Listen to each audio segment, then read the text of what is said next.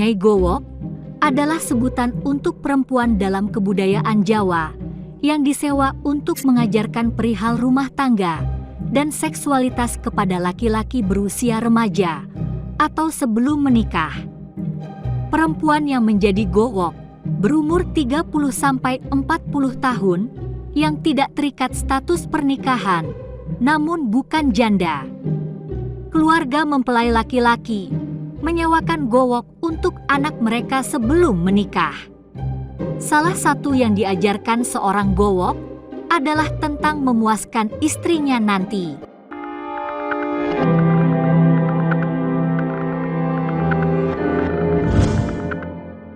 Dalam buku Ronggeng Dukuh Paru karya Ahmad Tohari, figur gowok seolah dijadikan mentor edukasi seks melalui praktek sejak dini.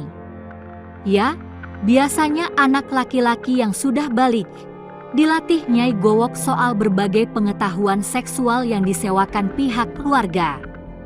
Seorang gowok lumrahnya disewa seorang ayah untuk melatih anak laki-lakinya yang akan menginjak masa dewasa.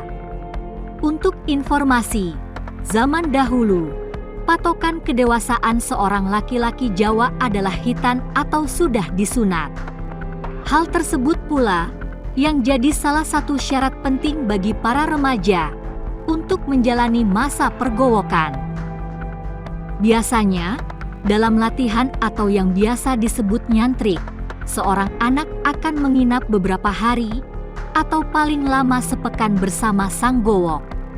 Setelah dididik, sang anak laki-laki biasanya akan punya status sosial yang lebih tinggi dan jadi rebutan wanita-wanita di desanya.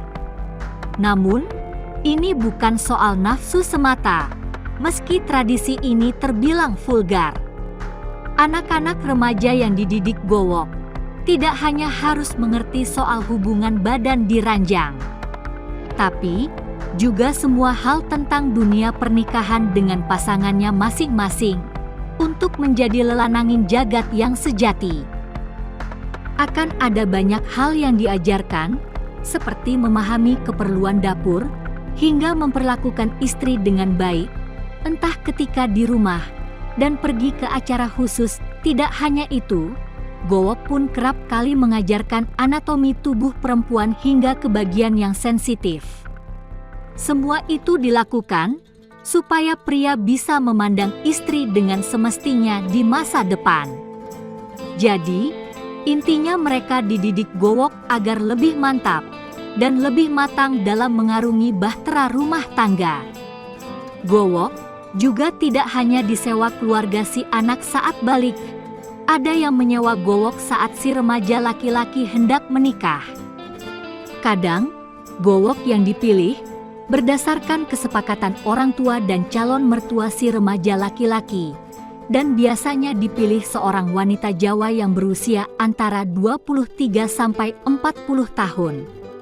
Satu hal yang tidak perlu diterangkan tetapi harus diketahui oleh semua orang adalah hal yang menyangkut tugas inti gowok, yaitu mempersiapkan seorang perjaka agar tidak mendapat malu pada malam pengantin baru. Tradisi vulgar ini datang seiring kehadiran Laksamana Cheng Ho ke Pulau Jawa pada tahun 1415.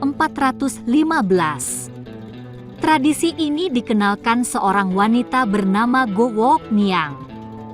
Dalam masyarakat Jawa, pelafalannya berubah menjadi gowok. Tak disangka, praktik tersebut ternyata bisa diterima masyarakat Jawa. Bisa jadi, atas alasan memuaskan perempuan secara lahir batin itulah yang membuat masyarakat Jawa bisa menerima praktik pergowokan dan menjadikannya sebagai tradisi. Wanita paling senang jika disentuh dengan lembut. Pelan-pelan, tidak usah tergesa-gesa. Begitulah salah satu kutipan yang bisa tertera pada sebuah novel karya Budi Sardjono. Novel ini menceritakan tentang pergowokan antara Nyai Lindri dengan remaja jelang dewasa bernama Bagus Sasongko. Berlatar pedesaan tahun 1955, selayaknya gowok, Nyai Lindri mengajarkan berbagai hal dalam rangka memperlakukan tubuh istrinya nanti. Ingat itu ya, Mas. Hargailah wanita. Jangan sekali-kali memandang bahwa mereka hanya sekadar objek pemuas nafsu. Bagaimanapun, Mas Bagus lahir dari rahim seorang wanita, bukan lahir dari batu gunung, kata Nyai Lindri dalam novel itu. Menjadi seorang lelaki yang bisa disebut sebagai lelanangin jagat itu, kalau dia bisa mengendalikan hawa nafsunya. Maksud dari lelanangin jagat adalah lelaki mempesona yang mampu meluluhkan hati setiap wanita. Pesona abadi yang terpancar, selalu bersinar sepanjang masa. Takkan luruh oleh zaman, takkan lekang oleh waktu. Jadi ringkasnya, Gowok punya peran penting dalam kehidupan sosial masyarakat di masa lalu. Pendidikan seks diperlukan agar sebagai manusia tidak salah memahami arti dari hubungan seksual yang dibutuhkan oleh manusia. Begitu lamaran dari calon pengantin pria diterima dan hari pernikahan ditentukan, kedua keluarga harus bersepakat memilih Gowok untuk calon pengantin pria tersebut. Setelah persetujuan tercapai, keluarga calon pengantin pria menghubungi Gowok yang bersangkutan. Selanjutnya, calon pengantin pria diserahkan kepada Gowok dan tinggal di rumah Gowok untuk mendapatkan pelajaran teori maupun praktik perihal seluk-beluk hubungan suami istri.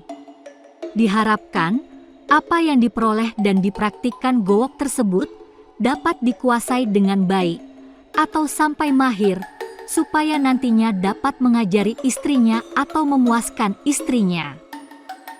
Sebelum perkawinan yang dianggap sakral, wajib hukumnya seorang laki-laki untuk belajar bagaimana menafkahi batin istri.